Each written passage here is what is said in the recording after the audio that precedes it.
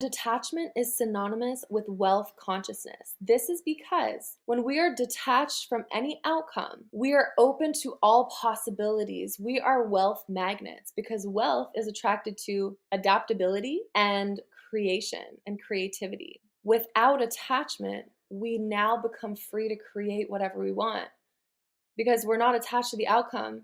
We're just loving the process. Hey, Mystics, today we're talking about the law of detachment, why it is such an important part of our spiritual practice, as well as how to use it to manifest. So, what is the law of detachment? It is staying grounded in the wisdom of uncertainty. I just read this book, The Seven Spiritual Laws of Success, specifically focusing on the law of detachment by Deepak Chopra. And he talks a lot about how we are part of this higher intelligence. When things are not going our way or we perceive them to not be going our way, we don't know how everything that's happening is actually working out for us. Behind the scenes, there is so much going on that we're just not aware of. So, the law of detachment is about letting go of the idea of how things should be, knowing that when things are not working out, it's because of a divine reason. It's all part of the divine plan. Recently, I just saw this movie with my partner. It's The Flash. So if you've seen that, it's actually such an amazing movie. He basically, spoiler alert, goes back in time to try to change certain events in his life. And then he realizes it's a canon event, right? He realizes there are certain things in life that will happen no matter what, whether it's traumas that happen to us, people that we lose along the way. Certain things have to happen in your life the way that they do. And no matter what you do to try to change it, it will always have happened that way. So we only have this tiny little fractal of limited awareness. We cannot see the more synchronistic and harmonious aspects of how everything is working out perfectly for us. And detachment is synonymous with wealth consciousness. This is because when we are detached from any outcome, we are open to all possibilities. We are wealth magnets because wealth is attracted to adaptability and creation and creativity. Without attachment, we now become free to create whatever we want because we're not attached to the outcome. We're just loving the process. Now let's talk about what attachment actually is. Attachment is clinging on to the perceived known and perceived certainty. And I say perceived because nothing is known and nothing is certain. You can work a 9 to 5 and devote 10 years of your life there, but it's never known and certain that you'll be there until the company succeeds, right? They could let you go yesterday. It's always a perceived certainty. Attachment implies doubt and mistrust in nature's plan and the infinite intelligence that exists. It's based on fear and insecurity, the need to control, and you're not realizing the power that you have as a creator in this reality. So, how can you be less attached? Recognizing that all the wealth and all the abundance in the world happens via adaptability and creativity. So if you are feeling very rigid in your thinking, you're trying to control things, you're not accessing wealth consciousness. When we get stuck in rigid thinking, we lose fluidity, we lose flexibility. We are just in a series of repetitive patterns of our past. So we get stuck in this prison of the past. And we keep searching for this security, which is actually just an attachment to past conditioning. Wake up every morning as if you have amnesia. Okay, I love that quote. I think maybe that's from Joe Dispenza. But you wake up every morning and you're like, oh, wow, a beautiful day to not be attached to anything, not be attached to yesterday's thoughts, not be attached to yesterday's problems, not be attached to even yesterday's behaviors and addictions and problems or even goals. Maybe the goals are not in resonance with you anymore. Waking up with amnesia every day severs ties from your past conditioning. So don't give your power away. When you're attached to something, you give your power away to something externally. This is very true when it comes to success and failure, especially if you're a content creator online. This is so true. If you post something and it does very, very well and it goes viral and you get millions of likes and comments and all these shares or whatever, and you give your power away to that success, the ability of the people that you're putting your power into to crush you is amplified, magnified, because you are giving all of them your power to crush you. The same goes for failure. I think of Kanye because Kanye is so strong in his power that the entire world could turn against him. And he's like, so what? I don't care if you love me. I don't care if you hate me. I am just me. And this is a really empowering mindset to have.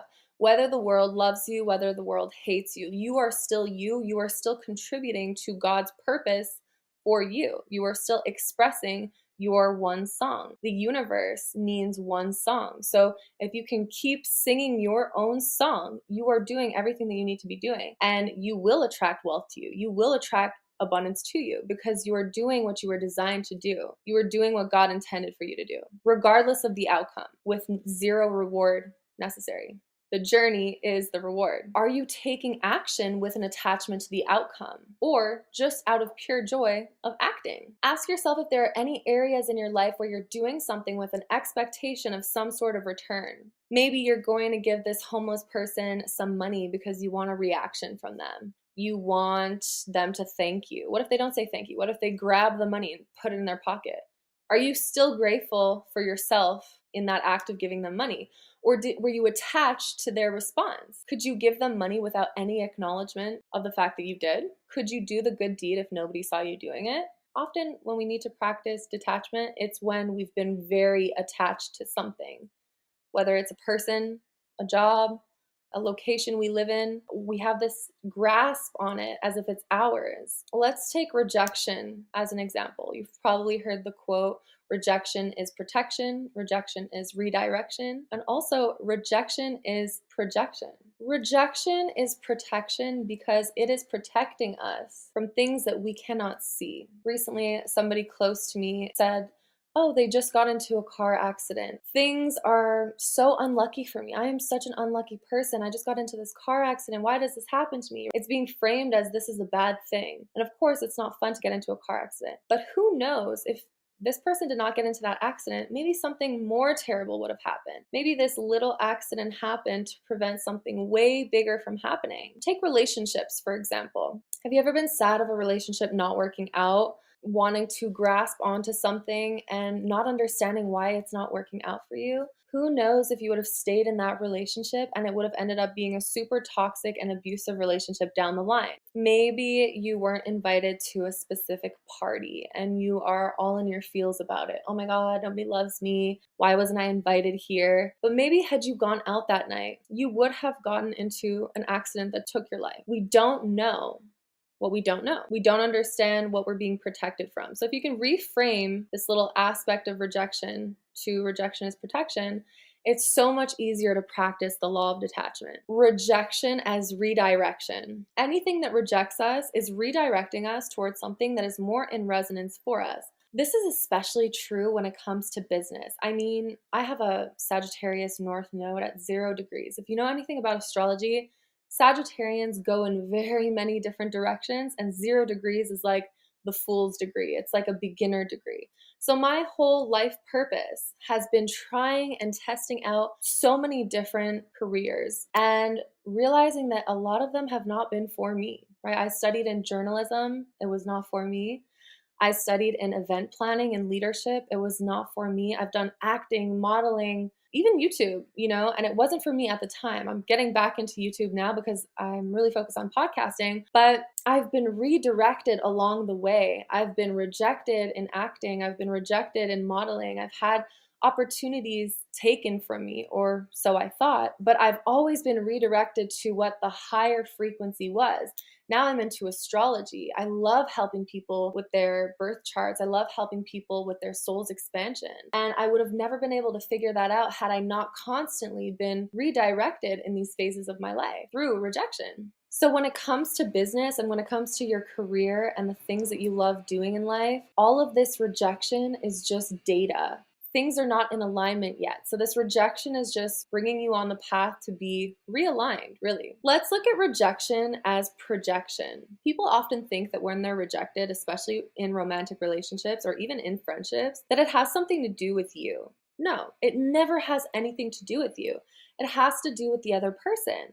This person and you are not operating on the same frequency. You guys are not in alignment. There's this beautiful quote by Phil Goodlife on Instagram. He says, "It's never personal, it's just vibrational." And this is so true. So, whenever someone projects a thought onto you or projects an emotion onto you, and you make it your problem, you make it a giant deal, this is you making yourself out to be right and them out to be wrong. This is an attachment to who's right. But it's not about that. It's about alignment, harmony, frequency, vibration. If you guys are not aligned, it's just about falling away from each other. So, you're not responsible for anyone else's projection, you're only responsible for your responsibility, your ability to respond. Mel Robbins talks about this. She talks about the let them theory.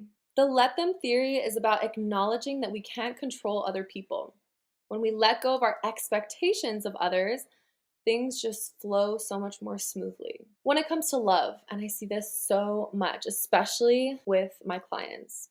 Let's say you're dating someone and you put in all of this time, all of this money, all of this effort into the romance, into the dating, and this relationship ends up not working out. Do you regret giving it 100%? Is it wasted time for you? This means the act itself wasn't in alignment. You needed compensation to feel rewarded. I know I get trapped into this attachment, especially as a content creator online. When I make a video and I expect it to go viral, I have this attachment to reaching the most amount of people possible so that my message is globally heard and recognized. And I have a lot of Capricorn placements, so I want to be seen. I want to make this giant impact and legacy. However, the intention can quickly become a numbers game. When I originally started posting online, it was always about helping one person, changing one person's life, helping heal one person. Because you heal one person, you heal an entire universe. We're all little walking universes. Every time I get low views on my post and it doesn't bother me, I know I had high intention, low attachment. If it does bother me, I had a low intention and a high attachment to the results. The best way to manifest with this law is be open to changing your path. You could have this vision of where you want to go. You see the end goal. You're like, I'm going there. I'm going to be a star. My music's going to be all around the world. Everyone's going to know me, right? Let's say that that's the goal. With uncertainty factored in, we might change directions. We might find a higher ideal or something more exciting than the music. Maybe we meet a record producer and we're in the studio and we're singing and we're like, yeah, I'm going to make all this music. It's going to be amazing. And then we find out, right, we give the record producer advice on their marriage. And then all of a sudden, he's crying, bawling his eyes out. And he's like, thank you for saving my marriage. And you're like, wow, this was the most powerful feeling I've ever felt. I just healed someone in a session. And then in the act towards chasing music, you realize you want to be a therapist. Like, this is how it works. Always go with high intention towards your destination, but always be open to uncertainty because the path will change. Detachment is based on the unquestioning belief in the power of self, trusting in yourself, knowing that no matter what you choose, you're prioritizing your highest joy. All we need to do is nurture our deepest intentions, nurture what's in your heart, and go with the flow of life. When you find yourself controlling things and being rigid to solutions and outcomes, you're not practicing the law of detachment and you're actually becoming way less magnetic. Magnetism happens when you're like, I'm good. I'm good with whether this happens. I'm good with whether it doesn't. All in all, I'm good because I'm prioritizing my feeling. So if you haven't seen that podcast episode, Feeling is a Secret, listen to that. It's all about how you feel on your journey towards manifesting. Okay, so let's summarize how to actually practice the law of detachment. First things first, stay uncertain. Whenever you encounter anything, a problem, a person, stay grounded in the wisdom of uncertainty while expectantly waiting for a solution to happen or new opportunities to arise. You are good with the unknown because the unknown is truly all that there is. Number 2, trust in the journey. The journey is the destination. There is actually no destination. The destination is death. And then even death is a portal to new life. The journey is where all the fruits, all the gems, all the nuggets of wisdom come from. Who are you becoming on this journey? Do you like who you're becoming on this journey? Trust in the journey. It's the person you become in the process that matters most. Number 3, listen to your heart. Listen to the compass that's guiding you, the intuitive voice that is moving you in the direction that you love most. Listen to your feelings. When you listen to how you feel, there is no need for any external reward. The feeling is the reward. Look at rejection as protection, redirection, and projection. Trust in the divine plan. If you're being rejected from a path, it's supposed to happen. Why would you want to be with anyone that does not want to be with you? Why would you want any opportunity that does not want you? It's just not meant for you. It's not personal. It's just vibrational. Don't be rigid in your thinking. Do not force solutions. Look at any problem that you encounter as an opportunity for growth, because the problems coming into your sphere are things for you to level up, always. Otherwise, it wouldn't be a problem for you. So problems come to you so that you can understand how to navigate them with a solution. Don't force a solution. Be open to learning about it. Be open to learning about yourself in that problem. Don't cling to material items. Everything that we experience here on earth is a temporary experience. We are just passengers to this beautiful life experience. Nothing goes with you when you die. This life is solely about evolving your soul and getting to spend physical time with people that you love. Once you understand that, everything else is gravy. Plants, nature, sense, all the five senses, see, smell, touch, taste, hear. Food is so good. This is all temporary. So don't be attached to your material items. Focus on you. When you can focus on evolving yourself and following the highest timeline, you won't be attached to anything. You're just going to be having a good time on this planet. Don't identify with your mind. You are not your thoughts. You are not all of the mental chatter within you. You are quite literally the observer of all of these thoughts. Distance yourself from the noise in your mind. Once you can do that, you're detached from all of this negative self-talk. And last but not least, be present. Because everything that exists is happening in the now. The things that happened yesterday are in the past. Things that are going to happen in the future are in the future. Ground yourself in this now moment and realize that this is where all of the energy lies. Focus on the now moment. The law of detachment is going to make you so magnetic. It's going to make all of your manifestations come like that because you're not forcing anything. You're not controlling anything. You're allowing life to happen and watching as your intentions manifest. So I hope you guys loved this episode. If you did, leave me a review. Let me know how this is impacting you. Message me on Instagram if you want to hear about a specific topic. Stay tuned for the next episode. I love you guys.